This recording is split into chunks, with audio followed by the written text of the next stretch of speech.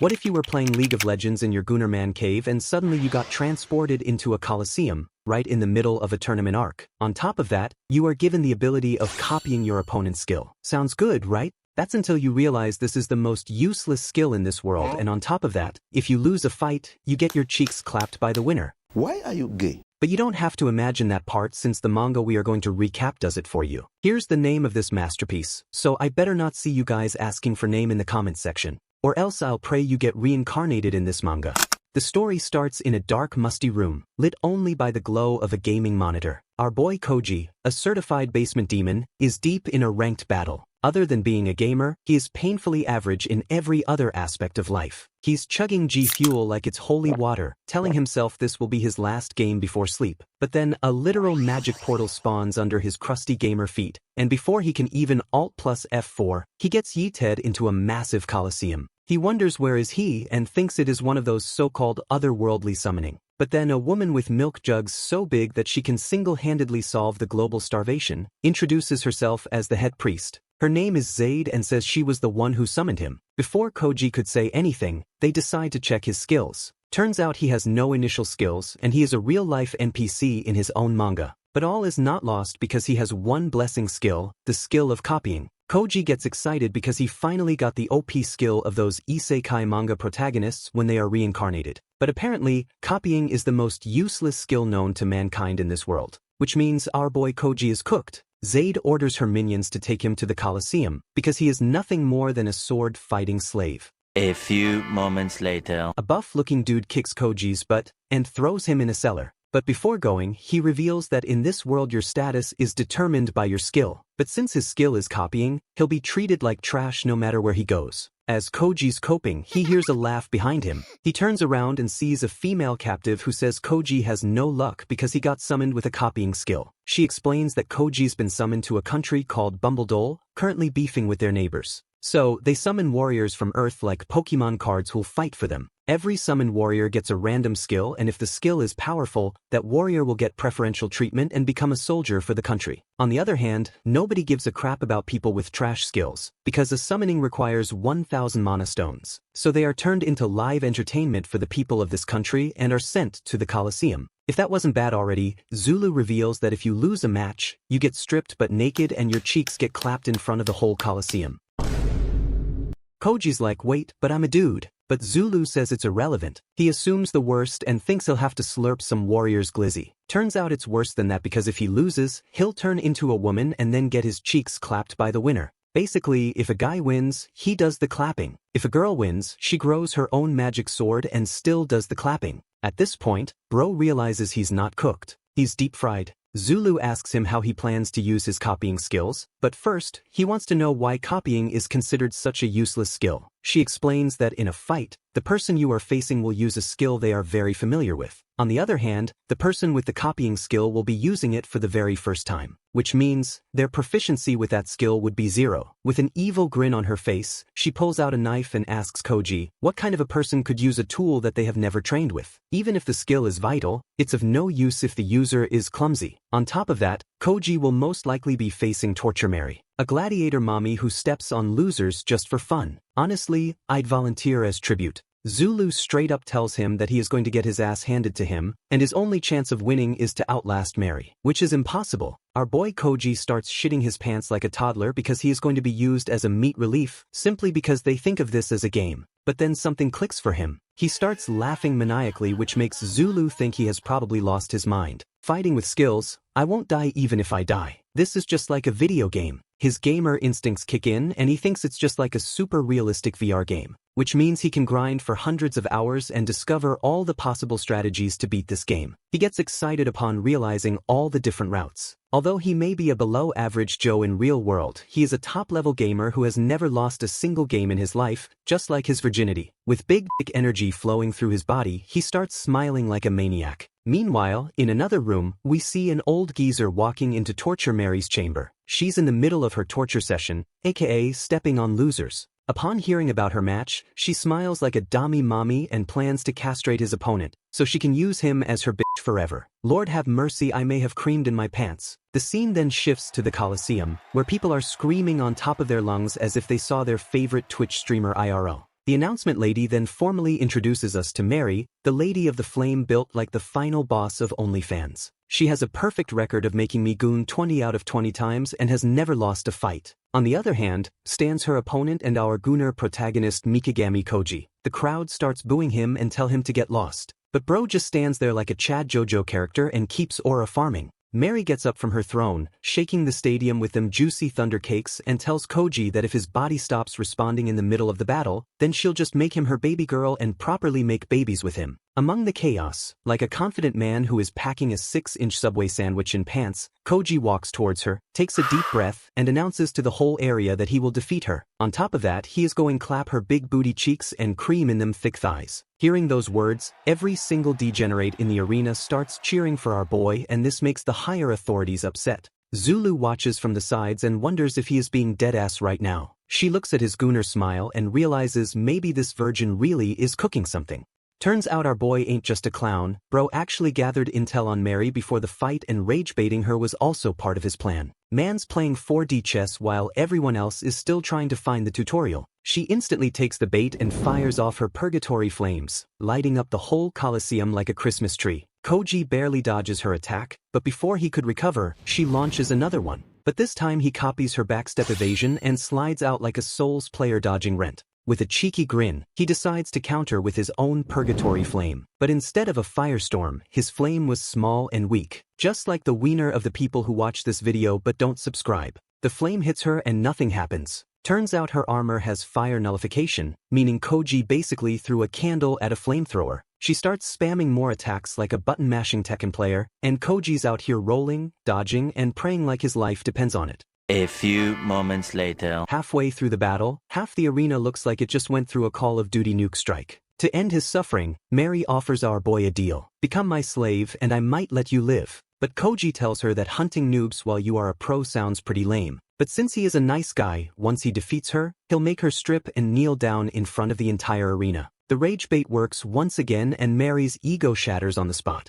She once again starts spamming purgatory flames. But this time, Koji's moving differently. Man's dodging every hit like he unlocked Ultra Instinct DLC, and starts bouncing around the battlefield like a cracked-out Beyblade. Out of nowhere, he teleports behind her and throws his entire body weight into her. The impact sends her crashing to the ground, dazed and confused. Before she can even recover, Koji's already got a knife pressed against her neck, warning her to stay put, or else he will stab her. Koji tells her that he can do whatever he wants with her. Neither Zaid nor the judges would step in, no matter what he does to her. So he asks Mary the million-dollar question, would you rather get your cheeks clapped while you are dead, or alive? Upon hearing the word dead, Mary starts panicking like a Valorant teammate holding Spike alone, and tells Koji she'll do anything. Those were the words he was waiting for, so with a villainous smirk on his face, he says, did you just say I'll do anything? He reminds her of every cruel word she said before and tells her to do the exact same thing. In a shocking turn of events, Mary strips but naked in front of the entire Coliseum and apologizes to Koji, saying she'll never do a terrible thing to another person.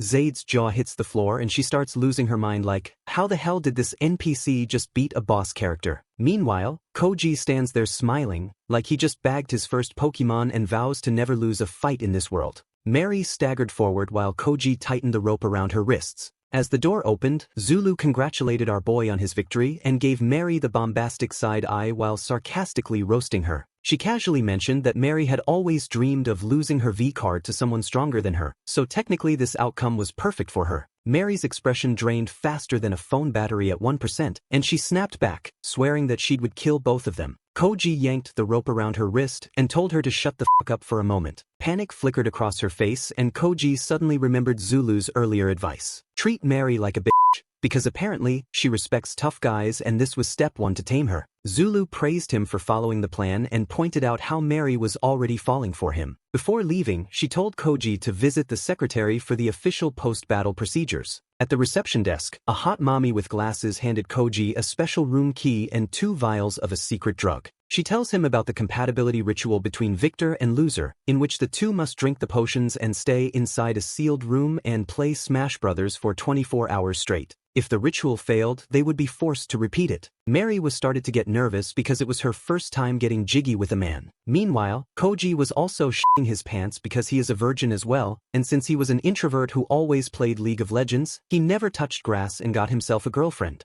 But then without hesitation, he chugs the entire secret drug vial in a single gulp, and this makes Mary nervous. The chamber they entered was small, just like Wiener, but it met all the basic requirements, so it was livable. Before Koji could sit down, the elixir suddenly hit him like a Japanese bullet train. The potion worked fast, his pulse skyrocketed and he started sweating instantly. He threw Mary on the bed, whipped out his 6-incher and gave Mary them daddy backshots. Koji finally stepped out of the chamber looking like Mary drained every single drop of his white mayonnaise. Zulu greeted him with a laugh and informed him that he'd been inside for 3 days straight, something he hadn't even processed. Koji immediately insisted on going to the city shop and she agreed, because they need to talk about his next opponent as well. She guided him into the lively streets of the Dango Citadel, the second largest city in the region, and explained that they can get whatever they want from here. She also revealed that Zaid is one of the 9 archbishops, and is deeply involved in every corrupt business imaginable. From gambling to contract assassination, they are involved in everything. After reaching a bar and decide to talk inside a private room, since they won't be overheard.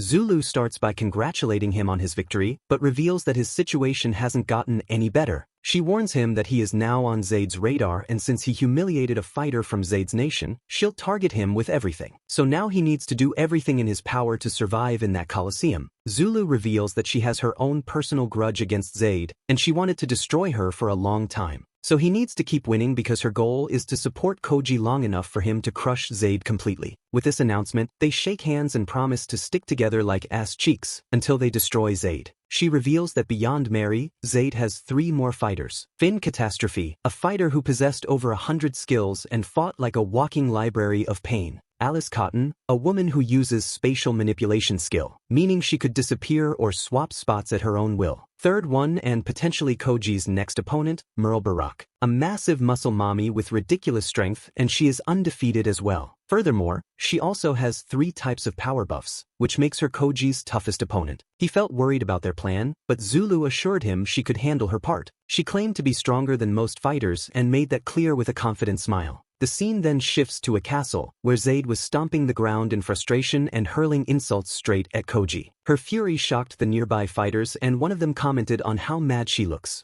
Zaid turned around and saw her remaining 3 elite fighters standing next to her. She sat on her throne and announced that beating Mikigami was now top priority. Alice refused immediately, saying she is not interested in trash, while Finn didn't care enough because of her mood swings. But Merle happily claimed dibs and was ready to smash Koji. She hit a JoJo pose and bragged about how her strength was unmatched, hinting she would never lose to someone with trash skill like copying. Back to Zulu, who was giving Koji a quick lecture on how the class system works. She pointed to Merle, whose magic maxes out her attack, defense, and agility stats. To put it simply, all of her skills belong to class 5 and they are maxed out. On top of that, she is an elite-level martial artist, and with her buff skill, her attributes will also get a temporary boost. Zulu then looks at Koji and points out that his copying skill degrades the buffs, so the skill he would copy is going to be a weaker knockoff version of the original one. She then looks at him intensely and asks if he got any plan. Koji thinks for a moment, but like a chill guy admits he doesn't have one. She starts panicking and reminds Koji that he promised to win his next matches. Our boy remained cool as a cucumber and assures her that he'll win. But in the meantime, he told her about the arrangements he wanted her to make for his fight. 4 days later, the hosts announced the match that would decide it all. Koji entered the arena to face one of the 4 heavenly kings, which made Zaid nervous. The crowd was electrifying and everyone was excited to see what strategy Koji would use this time. Odds were insane, 100-1 against Koji. Almost everyone had their money on Merle, because she was the logical choice. Back in the waiting room, Mary told Koji he is going to die today. Our boy wondered what's wrong with her. 3 days earlier she was acting cute, so what happened now? She reveals that Merle is a firm believer of the survival of the fittest, and she only sees strong people as her equal. Meanwhile, weaklings are not even considered human by her. Mary made sure that he understands one wrong move meant instant defeat against Merle. Koji teased her, saying he didn't know she wanted him to win that badly. She blushed instantly and denied it, but with a confident smirk across his face, he promised to celebrate his win with her body tonight. The announcer shouts the arrival of both competitor as the arena explodes with cheers. Merle, the queen of solo duels, a lightning-fast warrior with 20 wins and 0 losses against Mikigami Koji, a slave with the weakest skill known to mankind. The crowd wanted Koji turned into a collectible doll, and Merle seemed excited enough to make it happen. She was going to give him a beating in the arena and then turn him into her personal doll backstage.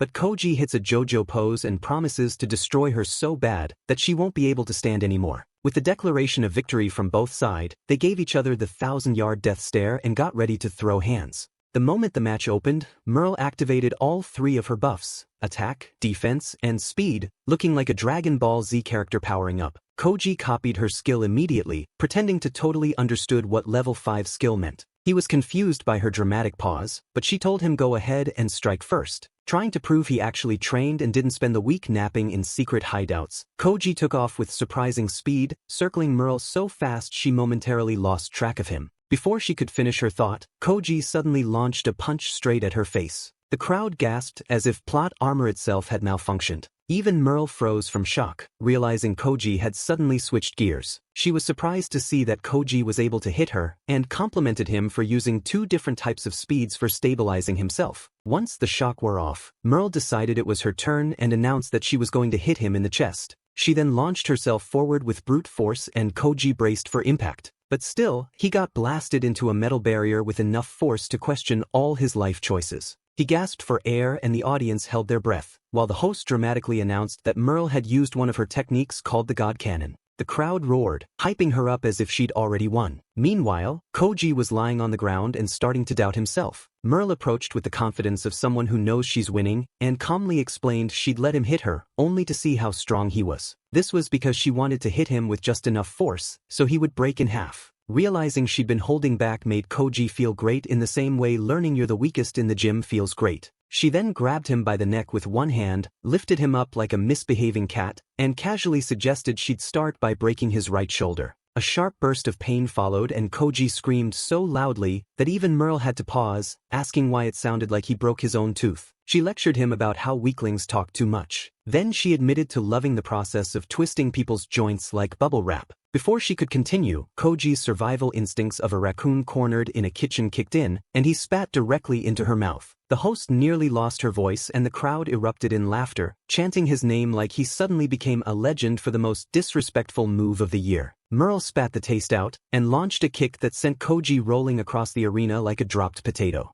As she closed in, furious and overheating, she amplified herself again with all 3 buffs. But something felt off. She suddenly lost all of her strength. Koji powered up his punch and thanked her for the buffs before digging her in the stomach. The punch was so powerful that it sent Merle flying across the arena and she ended up against the magic boundary. The crowd was shocked, as they couldn't believe what they were seeing. Suddenly, Merle's body started heating up, specifically her uterus. As Merle was on her knees trying to catch her breath, Koji approached with a mischievous smirk and started rage-baiting her. He then reveals that his spit wasn't normal, it actually contained the special drug given to him a week ago. In a single slap, he struck her backside with a hard slap, and this left the entire arena as well as the crowd in shock. Koji mocked her for acting like a grown woman still stuck in childish habits. As Merle collapsed, Zaid was losing her mind. She asked the judges if drugs were allowed in the fight. They checked the rule and it wasn't officially listed as illegal, which meant Zaid couldn't do anything. She screamed in anger and started using her minion as a stress ball. Through all the chaos, Koji finally won the fight and simply rubbed his nose, waiting for his own delayed potion effect to finally kick in.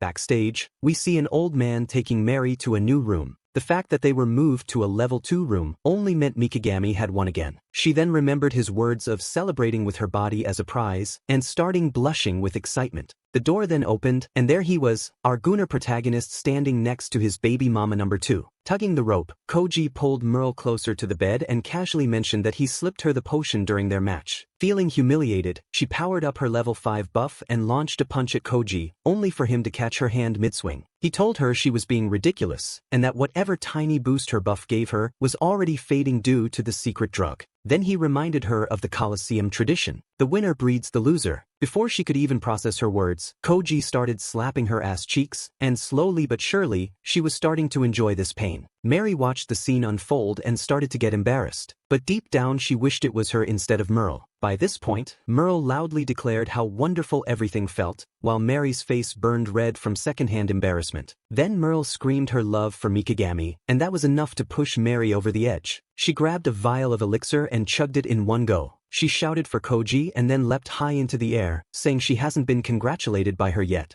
With that, they have their 3-way Super Smash session. A few days later, Zulu came to greet Koji, who looked pale and exhausted as he dragged himself out of the room. He asked her how long it has been, and Zulu cheerfully told him it had been 3 days, just like last time. She looked in the room and exclaimed that the girls really love Mikagami. He then tells Merle to come with him, and with a creepy smile, he vows to show the higher-ups what he is made of. Meanwhile, Zade's voice echoed through her castle as she screamed at her guards for letting Mikagami escape. From the back, Alice quietly wondered if this meant Merle actually trusted that filthy boy now, and whether she'd truly let him clap her cheeks. She rose slowly from her chair and was ready to leave, when Zade desperately called her name. Alice turned calmly and asked what she wanted. Zade tried to provoke her and questioned if she can win without any information. She claimed that the previous two Heavenly Kings lost only because they had no plan, and she was sure that by this point Mikagami is out somewhere plotting his next move to take Alice down as well. Alice slammed her chair down, furious that Zade had forgotten who she was talking to. At that exact moment, thunder cracked through the castle, lightning flashing bright enough to swallow the room. Priests sprinted through the corridors in a panic as they rushed into Zade's chamber. They wanted to know what on earth was causing these rumblings. But the moment one of them entered, he froze. The ceiling above him wasn't a ceiling anymore. It was just a wide, empty void staring back at him. Floating in that open space was Alice, suspended midair like some kind of gothic angel of destruction, staring straight at the horrified man. She reminded Zade that all of her past matches ended in 0.5 seconds, and claimed that her spatial exchange skill was unbeatable. No one in the room could even pretend otherwise. In that moment, Zade forced a tight smile after seeing Alice's power and could only agree with her, because what she had just witnessed wasn't just power, it was dominance. The priests stood in silence, trying to process the fact that the ceiling had simply been removed from existence. Zade's mind drifted back to Koji's last fight. He always chose opponents with similar gifts, weaving traps that forced him to grow. But that's not possible this time, because every single fighter gifted with spatial exchange skill were on her payroll. She admitted Alice outshined all of the Heavenly Kings, and the duel with Mikagami would end before he can even take a full breath. Furthermore, Koji won't be able to do his beloved experiment ever again, and watching him lose would be even sweeter. Under the moon's glow, Zade laughed to herself, already tasting the victory she hadn't yet earned.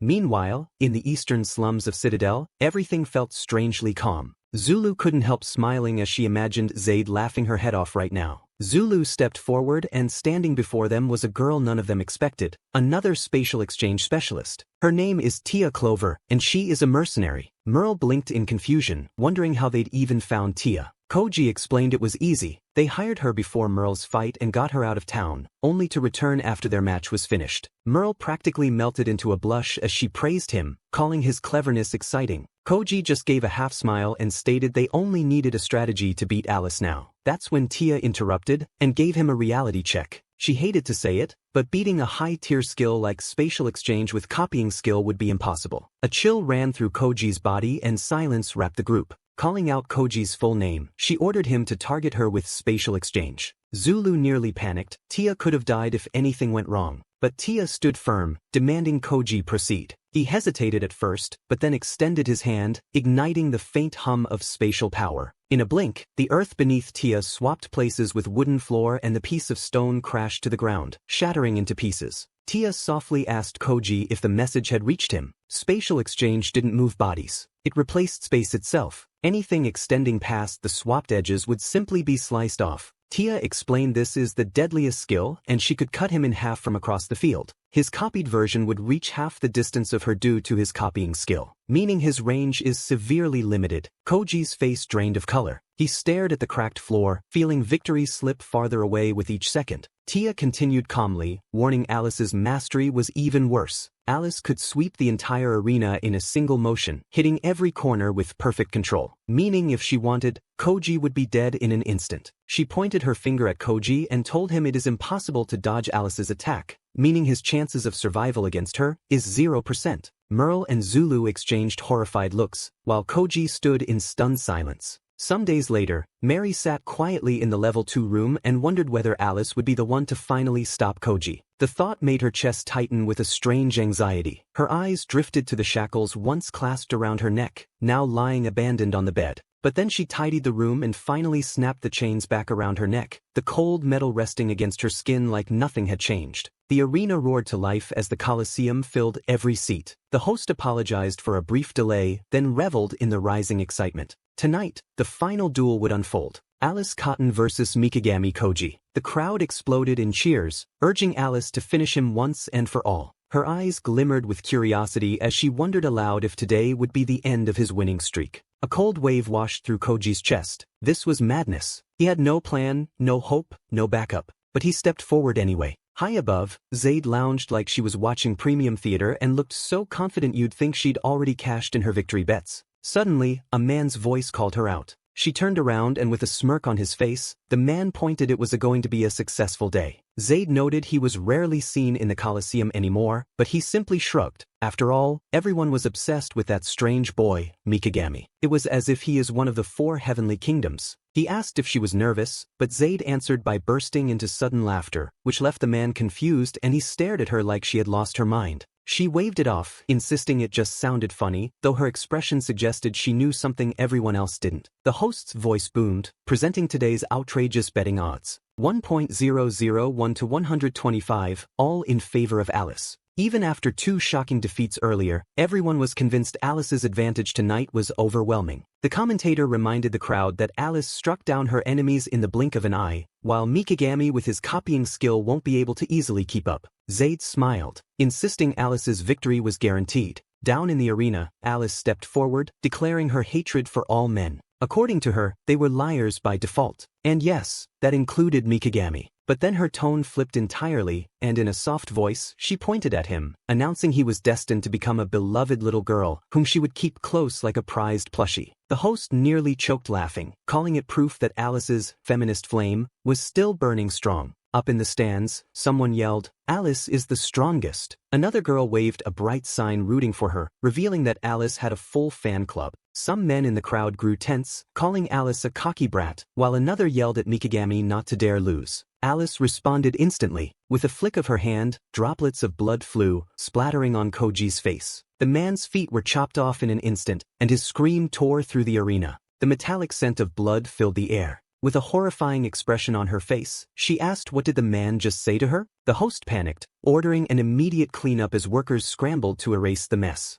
The entire audience sat frozen, unable to look away. Zaid burst into delighted laughter, declaring Alice's strength was overwhelming. The priestess laughed again, as she noticed Mikagami biting his lip with tension. Zulu asked Tia if Koji was going to be alright, but she assured Zulu that he was going to be just fine, since he is her student. She boldly declared that even if the odds were 50-50, Mikagami should be able to push through. Zulu shot her a confused look, still unsure how every girl in the arena ended up liking this boy. The host apologized for the delay, explaining the entire podium had been dismantled and rebuilt. Alice, as uninterested as ever, asked how much longer she had to wait. As the gong finally thundered, Zaid's smile sharpened. With a cold gaze, Alice thrust her hand forward, as she commanded Koji to die. Her spatial swap tore the air open, slashing through space and striking him instantly. The announcer gasped. Mikagami was already drenched in blood, but Alice froze. He still stood almost unscathed, when he should have been neatly sliced in half. Koji had countered her spatial manipulation skill with his own. Her mind spun. How had he slipped away? A sharp crash followed as a small vessel shattered at her feet. She shielded her face from the wind, then sniffed. Something acrid, foul, unmistakable. Her knees buckled, and she fell to the ground, retching as the poison constricted her body. These were poisonous mushroom spores, and since she inhaled them, Alice won't be able to move her body anymore. Across the arena, confusion spread. Why wasn't Alice standing? Someone pointed toward the arena floor. Mikagami's left hand was lying close to Alice. She gasped in horror. Mikagami admitted it, exhausted, explaining how much effort it took to pull off that move. Pain burned through his veins as he advanced. Alice stared up at him, paralyzed with horror. She realized he had already severed his left arm and right leg. His cold resolve made her voice tremble as she whispered that he'd become a monster. He ignored her pleas and slammed his blade into the ground inches from her face. Alice laid rigid on the ground and foam gathering on her lips. The arena fell into stunned silence. The host's jaw dropped. Seeing her shocked, Mikagami gave her a thumbs up. Then the host announced to everyone that Alice had fainted and can't continue anymore. Zaid and Kelsey stared in disbelief. The stadium exploded into cheers. Zulu jumped with joy while Tia hid her smile behind her fist. Alice's fan club sat frozen, unable to comprehend her defeat. Some shouted insults, others demanded their money back. Kelsey laughed, amazed the boy managed to topple Alice. He patted Zaid's shoulder with fake sympathy, but his grin carried nothing but teasing mockery. Zaid said nothing. She slipped into the hallway and then, unable to hold it in, unleashed a blood-curdling scream. The fortress echoed with her rage as she demanded Mikagami's death. Back in the arena, Mikagami's vision blurred as he finally collapsed. Dragging a furious, trussed-up Alice behind him like an unwanted shopping cart, Koji keeps marching forward as she demands he stop, but he snaps back, telling her to shut it. Mikagami frowns, remembering how she whined endlessly in the waiting room, refused to drink the potion like some dramatic diva, and now she's causing trouble again. Meanwhile, in Alice's head, only a single thought was going on: how did my life turn into this? She still couldn't understand that she's now a servant to this pathetic, worthless boy she considers the weakest creature alive. Narrowing her eyes, she studies his face, and when he finally asks what she means, she calls him an eyesore. He exhales dramatically, mocking the insult was coming from someone who lost to the so-called weakest creature, and then proceeded to wet herself in the arena. She explodes, telling him to shut up, and swears she would never lose a fair duel. Only these stupid Coliseum rules beat her. Alice starts panicking as she imagines wandering into Koji's room and being used by a filthy man like him. But then she remembers Merle and Mary are also there, so she just has to convince them to attack Koji together. They can finish him and their problems would vanish. Just as Mikagami's footsteps echo into a room, he flings open the door and announces his return. Inside, he sees Mary and Merle in aprons kneeling like loyal pets, and Merle greets him with a warm smile. Mikagami tilts his head, confused. What are they doing? The girls wonder, don't you like this kind of thing? Behind him, Alice stares at the girls, wondering what the hell happened to these girls. Merle suddenly clings to Mikagami, gripping his hand and smiling nervously as she admits she's his precious slave. Alice is horrified, because these girls have already been tamed by Mikagami. Suddenly Mary bursts forward, bottle in hand, grabs Alice's face, and forces the drug down her throat. Mikagami yells her name, startled. Mary huffs that she hasn't even taken her potion yet, and complains about the torture of the previous 4 days. After drinking their potions, everyone was hot and bothered, and Koji started clapping them cheeks as the room echoed with their trembling voices and pleasureful cries. As usual, a few days later he comes out of his room exhausted and tired. Zulu cheerfully greets him and realizes he has 3 people by his side now. But then she gets right down to business and explains that the first 3 opponents could be beaten with strategy because they at least had some information about them. But the 4th one, Fin Catastrophe, is a total phantom. No background, no records, just danger wrapped in mystery. No one even knows her past, her style, her techniques, everything is a puzzle. Zulu insists that a single skill of hers can win a war, and that this mystery girl has 100 of them. Meanwhile, Fin strolls through a hallway with a sly smile, greeting the manager warmly. They go inside the store and Fin asks if there's any enchanted gear that's available. But then a bizarre laugh suddenly erupts. Fin turns around and spots a man holding a jeweled ring in his hand and murmurs about the gear looking really good. Curious, the man asks to try it, but the shopkeeper refuses instantly. The buyer complains loudly, saying he won't buy something unless he tries it before. The shopkeeper apologizes, thinking the situation might upset her, but she smiles and tells him she doesn't care about this sort of thing. Fin then looks around and lifts a strange object and asks the manager about the equipment. Suddenly a rude voice cuts in and the man eyes the equipment, saying it looks pretty good. Fin's cold stare pins the vendor, who trembles and begs her not to cause trouble. She turns away, declaring it's time to go home since she can't shop with a monkey in the store. The man yells at her, demanding to know who she thinks she is. The shopkeeper rushes to soothe him as she leaves with a quiet goodbye. Later, as she is walking in the city, Fin notices the same man from the store following her and asks if she can help him with something. He grins, saying he came to thank her for calling him a monkey. With a spark of madness, he hurls a ball of flame and thunder at her with the new equipment he bought from store. Fin dissolves the spell like it's cheap discount magic. The man is stunned as she calmly states she's figured out his technique. He uses ball lightning from his gear, a second-rank skill. Amazed, he asks how did she made his skills disappear. She smiles coldly as the scorched bodies of his followers fall around her. The man sobs on the ground as she picks up the ring from the ground, admiring the property of not losing its power even when repeatedly using it. Suddenly she cracks it between her fingers. She thanks him for performing her experiments free of charge, and offers 3 secrets as repayment. First, every elemental attack can be destroyed by striking it with a weaker version of itself. Second, she herself is basically a walking encyclopedia of combat. Fin Catastrophe. The man stammers, asking if she belongs to Zaid's 4 heavenly kings. She beams, saying she has mastered 108 abilities, 7 primal elements at her fingertips, and many more wonders. The man apologizes. He didn't realize who she was. Finn smiles as she reveals the third secret. Only experimenting with different skills interest her, which is why muscle-brained fools like him never had a chance. A skill ignites in her palm and with a mocking grin, she offers him death as a gift. The magic hits, and his scream rips through the night. At Zulu's hideout, Mikagami and Zulu sit at a creaking table discussing how even the most geniuses have only 5 gifts.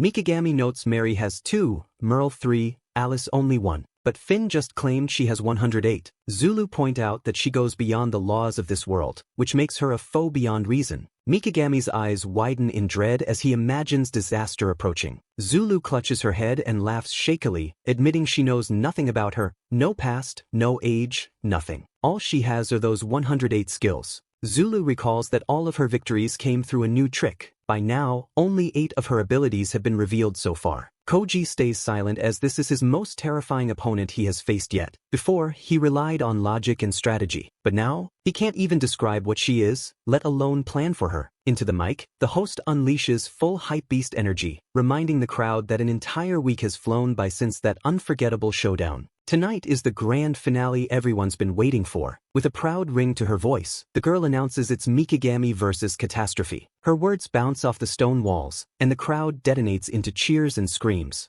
Zulu slipped into the stands, waiting to see her friend with quiet but buzzing anticipation. In the waiting hall, Mary calls for Mikagami, asking him to be careful. Meanwhile, Merle just flexes her confidence in him. Since he has beaten Alice too, she isn't worried about him anymore. She gives him a kiss as well, which leaves Mary flustered. Suddenly, Alice snaps his attention to her. Before he can process anything, she smacks him across the cheek. She hasn't lost her pride yet and demands the match start so she can witness his corpse on display. She ends it by calling him a trash bastard. As he walks towards the Coliseum, a booming voice bursts through the arena. The weakest gladiator, undefeated in all 3 battles, steps forward. Mikagami Koji. The roaring storm of cheers welcomes him to the stage. A ripple splits the crowd as the girl introduces Finn, last of the 4 heavenly kings and keeper of the Library of Wisdom. 8 wins, 0 losses. Her name shakes the arena like a thunderclap. Zulu clamps her hands over her ears, telling the people around her to shut up. But then Merle spots her and shouts her name in excitement.